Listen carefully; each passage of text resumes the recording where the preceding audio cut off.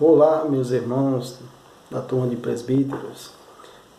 Olha, irmãos, hoje nós vamos estar dando continuidade aos nossos estudos, trabalhando hoje Primeiras Crônicas e Segundas Crônicas.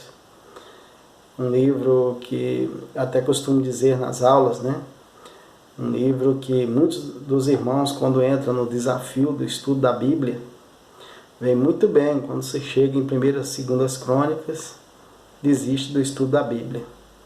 Porque é um livro que vai tratar das genealogias e muitas pessoas começam a achar assim enfadonho, acha assim muito sem sentido aquelas relações ali, sempre falando das genealogias. Bem, mas para nós, como estudiosos da Palavra de Deus, da Bíblia, né, e como aqueles que estão buscando conhecer um pouco mais da pessoa do nosso Deus através do estudo da teologia, o livro de Primeiras Crônicas e Segundas Crônicas tem um grande sentido para nós. Primeiro, que o livro de Primeiras Crônicas e Segundas Crônicas é um livro que vai, de fato, apontar a genealogia com a ideia de trazer um sentido estrutural e organizacional das origens do povo hebreu. Até mesmo porque, segundo alguns estudiosos, a origem não tem o autor definido, para autores definidos para Primeiras Crônicas e Segundas Crônicas. Mas, no entanto, no livro do presbítero me despertou uma curiosidade, que é apontado aí um dos possíveis autores dos escritos de Primeira e Segundas Crônicas, a Esdras. Que segundo o escritor, ele vai apontar como Esdras sendo aquele que vai trazer o lado do chamamento do povo para o retorno à espiritualidade, a Deus. E Esdras também vai se encarregar, segundo o estudo do livro, ele vai se encarregar também de trazer uma ordem, buscar organizar. Porque até então, segundo o autor aqui do livro, o possível escrito de Primeira e Segundas Crônicas, esses dois livros foram escritos já após a saída do povo do cativeiro da Babilônia. E muitos estavam assim, sem saber definitivamente quais eram as suas terras, as origens. Então houve uma necessidade de uma organização. Por essas razões, a gente vai ver que em todo o livro de Primeira e Segundas Crônicas tem essa preocupação aí com a genealogia, para identificar de uma forma perfeita a raiz genealógica de cada um daqueles povos judeus, dos hebreus.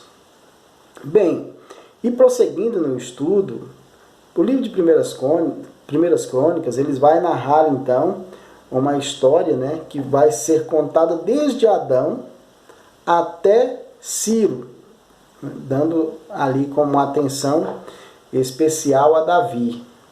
Por que vai ser desde Adão até Ciro? Porque quando entra a história de Ciro, já está falando justamente ali do momento em que o povo vai sair do cativeiro babilônico, em direção à terra da promessa, e também com a ideia de ir reconstruir novamente o templo de Jerusalém.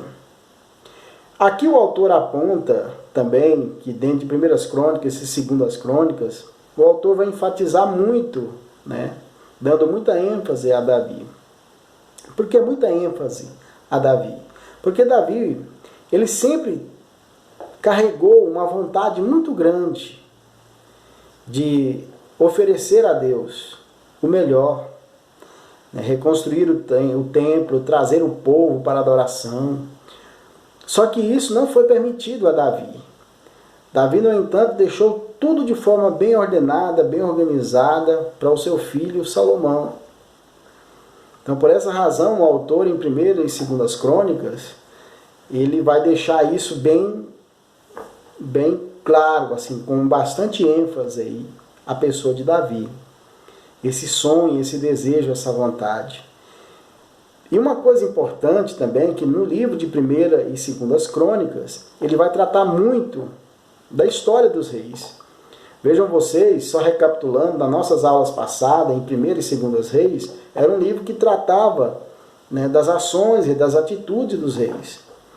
E o livro de 1ª e 2ª Crônicas, ele vai narrar toda a história, ou seja, toda a vivência de cada um dos reis.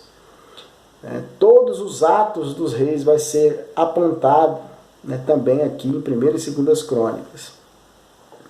E a palavra também, quando se entra para o estudo de 1ª e 2ª Crônicas, ele também é conhecido como sendo palavra dos dias. Palavra dos dias, segundo o autor Pellman. Palavra dos dias. E assim também existe uma relação, segundo os estudiosos, muito grande, né, com os outros demais livros. A exemplo, 1ª e 2ª Samuel, 1ª e 2ª Reis, 1ª e 2ª Crônicas. Segundo os estudiosos, há aí entre esses livros um paralelo muito grande, né? Paralelo na história, nas narrativas, muito grande desses livros. E haja visto que esses livros não são divididos.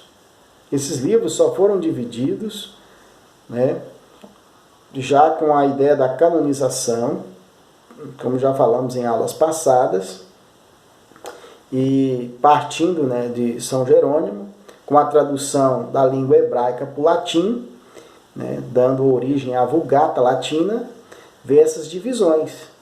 Mas, no entanto, até hoje, no meio hebreu, não tem essa divisão, porque essa divisão veio logo depois da canonização dos livros. Então, antes, esses livros eram conhecidos como os livros de Samuel, o livro dos reis e o livro das crônicas.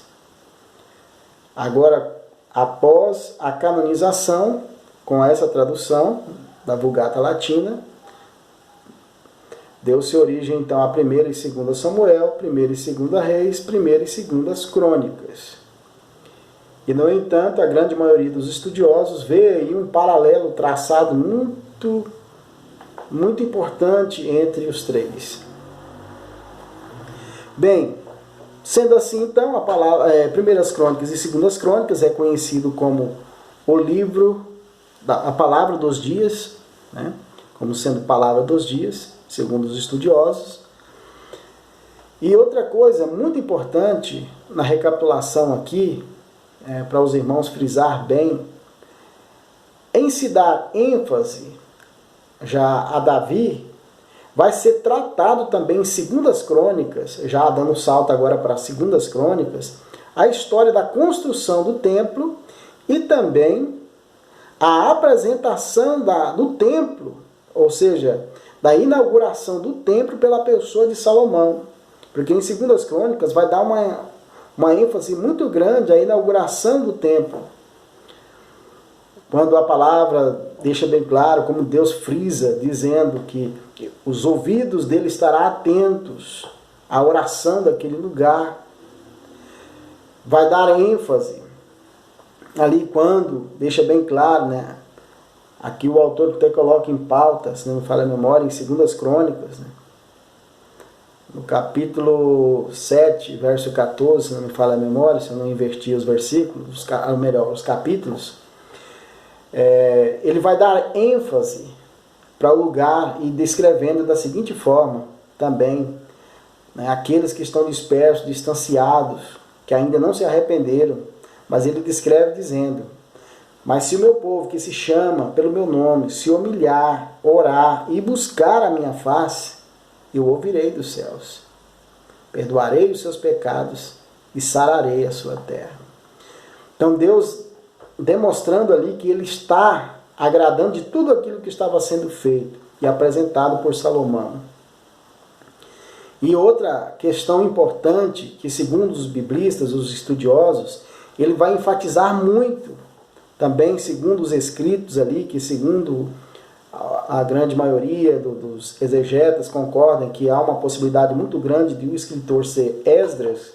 Esdras foi aquele que vai levantar e proclamar, chamar a atenção do povo para voltar-se para Deus, para voltar-se para a presença de Deus.